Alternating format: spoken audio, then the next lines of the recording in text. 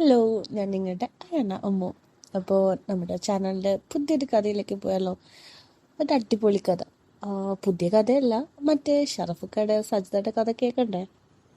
അപ്പോൾ തുടങ്ങല്ലേ. ഞാൻ നിങ്ങളുടെ സജിത.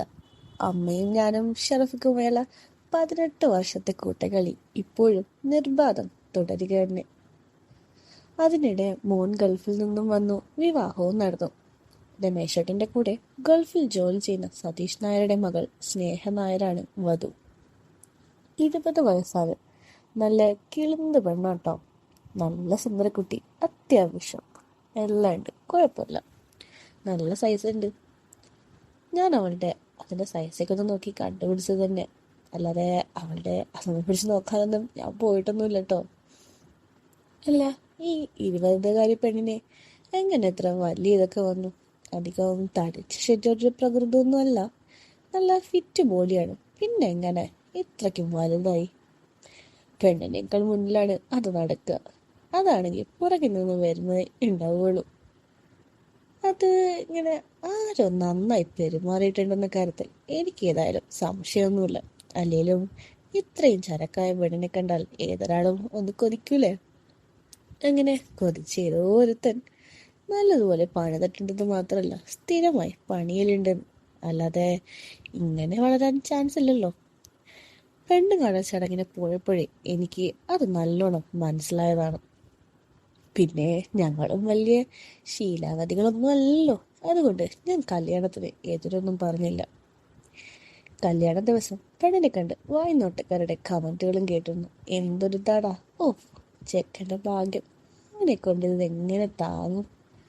അതൊക്കെ വെച്ച് നോക്കുമ്പോൾ പാതാളാവാനാണ് ചാൻസ്. ആരോ നന്നായി പെരുമാറിയാണല്ലോ. ഇങ്ങനെ നൂറായിരം കമന്റുകൾ അന്ന് ഞാൻ ശരിക്കും കേട്ടു എന്ന് വേണം പറയാൻ. ഇതൊക്കെ കേട്ട് എനിക്ക് ഒലിച്ചു തുടങ്ങിയിരുന്നു. കല്യാണ ഒരുക്കങ്ങളുടെ ബഹളവും രമേശൻ നാട്ടിലുള്ളതൊക്കെ കാരണം ഷറഫക്കയുടെ അതൊന്നും കിട്ടാതെയായി. കുറച്ച് ആകെ വല്ലടുക്കേറിയൊരവസ്ഥയായിരുന്നു. രമേശേട്ടനാണെങ്കിൽ ഒരു കാട്ടിക്കൂട്ടലിനപ്പുറം മറ്റൊന്നും ഇല്ലാതാണ്.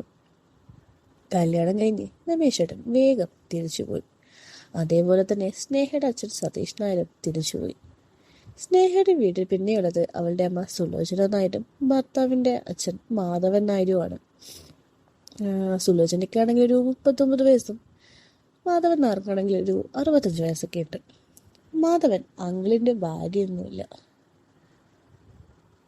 അതായത് മാധവൻ അങ്കിളിന് ഭാര്യയില്ല. ആള് റിട്ടയർഡായ മിലിറ്ററിയാണ്. അതുകൊണ്ട് തന്നെ നല്ല ഉരുക്ക് ബോഡിയാണ്. കണ്ടാൽ 50 വയസ്സിലപ്പുറം പ്രായം പറയത്തുമില്ല. ചെറുതായി നരവന്ന മുടിയും മീശയൊക്കെ കറുപ്പിച്ചൊരു യുവാവായാണ് മൂപ്പരുടെ നടത്തം. ആള് നല്ല കാപ്പുപനിയാണ്. പട്ടാളക്കാരൻ്റെ കാർക്കശ്യൊന്നും ഇല്ലാതാനും എല്ലാവരോടും നല്ല സൗമ്യമായ പെരുമാറ്റം. ഒരു ദിവസം ഞാൻ സ്നേഹയുടെ വീട്ടിൽ വിരുന്നു പോയി. രാത്രി അവിടെ നിന്നു. സ്നേഹയുടെ അമ്മ സുലോചനയും. ആള് ഒരു ഒന്നൊന്നര ചരക്കന്നെ. സതീശൻ കുറെ കാലമായി ഗൾഫിലുമാണ്. പിന്നെ ഇവൾക്കിങ്ങനെ ഇത്ര വലുതായിട്ട് വന്നു. ഇനി എന്നെ പോലെ വല്ല കള്ളക്കളിയും ഉണ്ടോ ആവോ?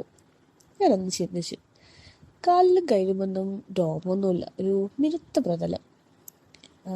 പൊതുവെ എല്ലാം കാണിച്ചിട്ട് തന്നെയാണ് സാരി കൊടുക്കുന്നത്. ആണുങ്ങളെ ഒന്ന് വേണ്ടത്ര ലെവലിലേക്ക് ആക്കാനുള്ളൊരു പ്രകൃതം.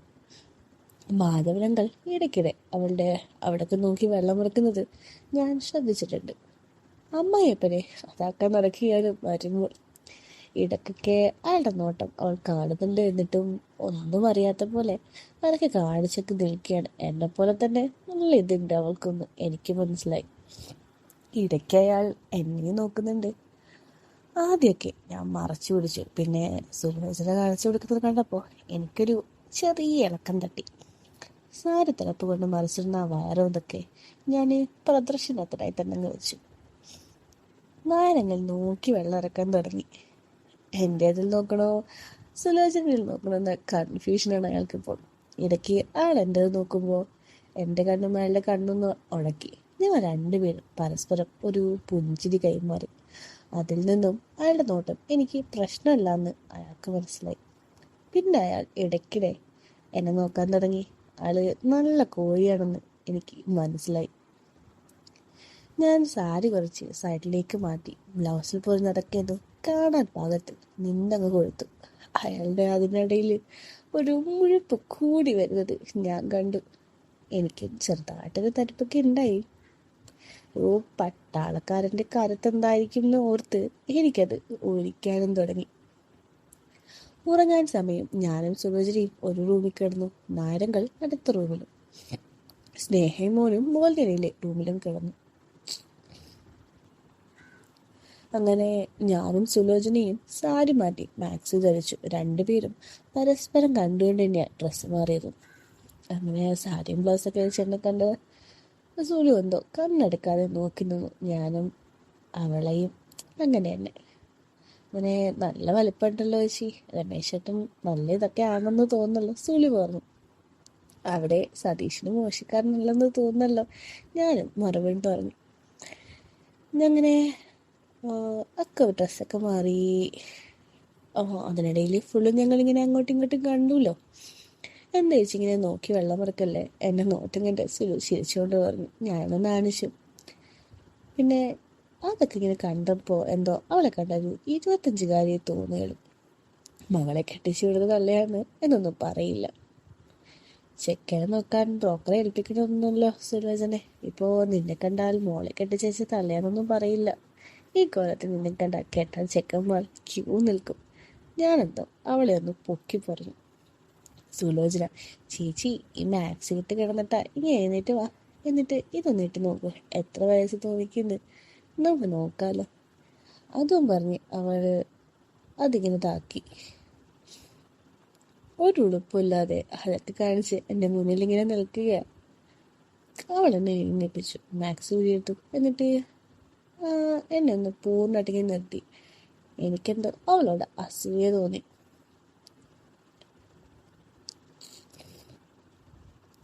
അപ്പോൾ എൻ്റെ ഇതൊക്കെ കണ്ടിട്ടാണെന്ന് തോന്നി.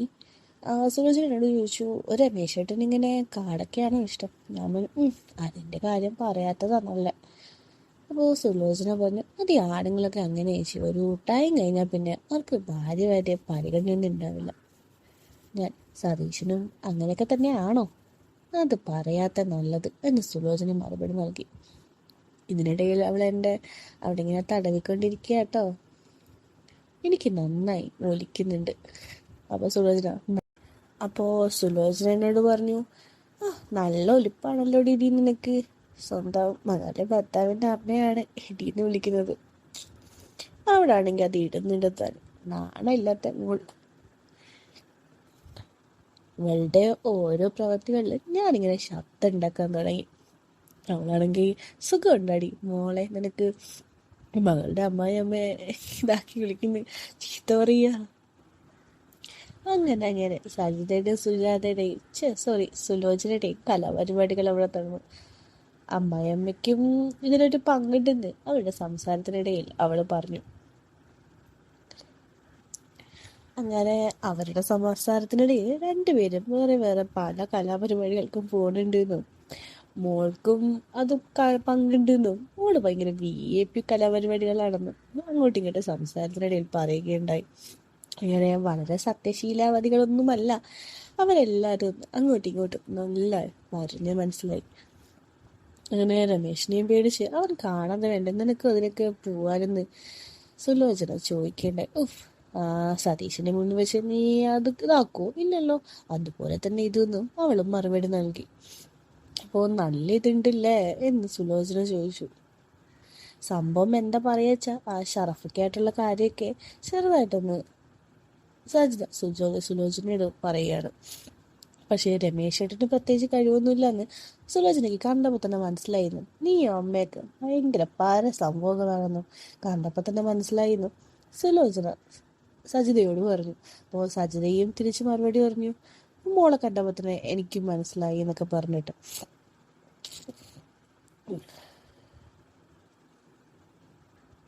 എനിക്കെന്തോ ആ കലാപരിപാടികളൊക്കെ കഴിഞ്ഞിട്ടും ഒരു തൃപ്തി ആവുന്നുണ്ടായിരുന്നില്ല. സോ ഞാനൊക്കെ എടുത്തിട്ടിട്ട് ഭൂമിൻ്റെ പുറത്തിറങ്ങി ടോയ്ലറ്റിലേക്ക് പോയി. ടോയ്ലറ്റിൻ്റെ അടുത്തെത്തിയപ്പോൾ അതിൽ നിന്നും നായരങ്ങൾ ഇറങ്ങി വരുന്നു. അയാൾ മൂത്രയ്ക്കാൻ പോയതാ. എൻ്റെ വേഷം കണ്ട് അയാൾ, സൂപ്പർ അടിപൊളി, നല്ല ചരക്കായിട്ടുണ്ടെന്ന് പറഞ്ഞു. ഞാൻ പുന്തിരിച്ചോണ്ട് ടോയ്ലറ്റിലേക്ക് പോയി. അപ്പോൾ ആള് ചോദിച്ചു, ഉള്ളം പോവുകയാണോ? ഞാൻ മുന്നും പറഞ്ഞു.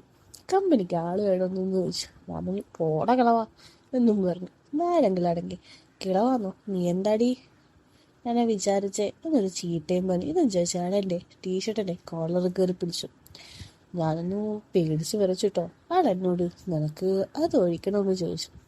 ഒന്ന് മൂളി. അപ്പോഴും എൻ്റെ കോളറിലെ പിടുത്തം അയാൾ വിട്ടിട്ടില്ല.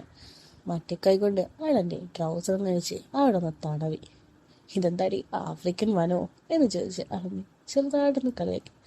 അതും ചോദിച്ചു കേട്ട അയാളെൻ്റെ ടോട്ടിൻ്റെ ടോളിൽ നിർത്തി മുള്ളാൻ വന്നു. ഞാൻ മുഴുന്നത് അയാൾ നോക്കി നിന്നു.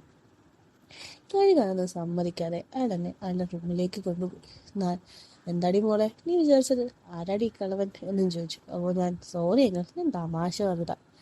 ഓ നീണ്ടേ അന്ന് കുറെ ചീത്തയും പറഞ്ഞു. ഓ തമാശയോ അതോ? അങ്ങനെ അയാളതൊക്കെ അയച്ചു. ഒരു നൂൽ ബന്ധമില്ലാതെ ഞാൻ അയാളുടെ മുന്നിൽ നിൽക്കുക. നല്ല സ്വയം ചരക്കാടിലടി നീ എന്ന് പറഞ്ഞ് അയാളെന്നെ സ്വർഗം കാണിക്കാൻ തുടങ്ങി. അതും പറഞ്ഞ് പരിപാടി തുടങ്ങി.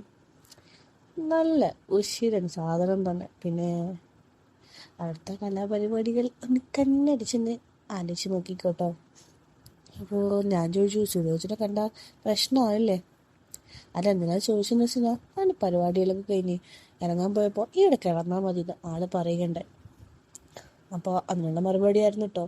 അപ്പോൾ നായരങ്ങൾ എന്നോട് പറഞ്ഞു, ഓ അവളെ ഞാൻ ഡെയിലി ഇതാക്കുന്നേ. ആള് പറയുന്നത് കേട്ട് ഞാനൊന്ന് ഞെട്ടി. നല്ല അമ്മായിയപ്പനും മരുമോളും. രാവിലെ അപ്പോൾ സുലോചന വന്നു. അച്ഛാ നിങ്ങൾ ഇതിനെയും കളിച്ചില്ലേ എന്ന് ചോദിച്ചു. ഓ നിങ്ങൾ കുറച്ച് ഇതുള്ളതാ എൻ്റെ ഒരു ഐശ്വര്യം എന്നൊന്നും പറഞ്ഞ ആളൊന്ന് ചിരിച്ചു. സുലോചന, അച്ഛാ ഇവള് മാത്രല്ല ഇവളുടെ അമ്മായിയമ്മയും അത് തന്നെ. ഞാൻ ആളെ കണ്ടപ്പോ തന്നെ ഞാനത് ഇതാക്കിയതാടി. ഞാൻ സുലോചനയും ഒരുമിച്ച് ഞെട്ടി. അതപ്പോ ഞാനിങ്ങനെ മക്കളുടെ ജാതകപ്പെടുത്തം നോക്കാൻ പണിക്കരുടെ അടുത്ത് പോയത് ഞാനും ആളും ചേർന്നല്ലേ. രമേശ വരും എന്ന് പറഞ്ഞിട്ട് ഞാൻ അവിടെ എത്തിയപ്പോൾ കണ്ടത് അതിനെ മാത്രമാണ്. കണ്ടപ്പോഴേ എനിക്ക് മനസ്സിലായി കുറച്ച് കയറി നടക്കുകയാണ് നമുക്ക്. ജാതകം നോക്കി ഞാൻ അവളെയും കൂട്ടി അടുത്ത ലോഡ്ജിൽ മുറിയെടുത്ത് വൈകിട്ട് വരെ അമ്മനെ നല്ല ഇത് തന്നെയായിരുന്നു. ഓ അതാണല്ലേ രാവിലെ പോയിട്ട് അമ്മ വരാൻ വൈകിട്ടായത്. പണിക്കർ അവിടെ ഇല്ലായിരുന്നു, അതാണ് വൈകിന്നായിരുന്നു അമ്മ എന്നോട് പറഞ്ഞു. അപ്പോൾ സുരോചന ചോദിച്ചു, പണിക്കാരില്ലാത്തത് കൊണ്ടല്ല വൈകിയത്, നല്ല പണിയായത് കൊണ്ടാ വൈകിയത്. അതിനിടെ സുലോചന നാരുടെ അതിങ്ങനെ ആക്കിക്കൊടുത്ത് അങ്ങനെ പിന്നെ അവിടെ ചെറിയ ചെറിയ പൊതിക്കലൊക്കെ തുടങ്ങിയിട്ടോ. ഒരു വിവാഹം കൊണ്ട് കിട്ടിയ ബന്ധം ചെക്കൻ്റെ അമ്മയ്ക്കും അച്ഛമ്മയ്ക്കും നല്ലൊരിത് കിട്ടുക എന്ന് പറഞ്ഞാൽ അതിലപ്പുറം എന്താണുള്ളത്? അതും പെണ്ണിൻ്റെ അച്ചാച്ചത്തെ. അപ്പോൾ ഇതോടെ കഥ ഇവിടെ തുടരുകയാണ്. അപ്പോൾ ബാക്കിയായിട്ട് പിന്നെ കാണാവേ. ലൈക്ക് ചെയ്യാൻ മറക്കണ്ട, സബ്സ്ക്രൈബ് ചെയ്യാനും മറക്കണ്ട. പിന്നെ ചെറുതായിട്ട് എന്താണ് ഏതാണെന്ന് കമൻറ്റിൽ കൂടെ അറിയിച്ചോട്ടോ. അതുവരെ അടുത്തതായിട്ട് കാണാം. ബൈ.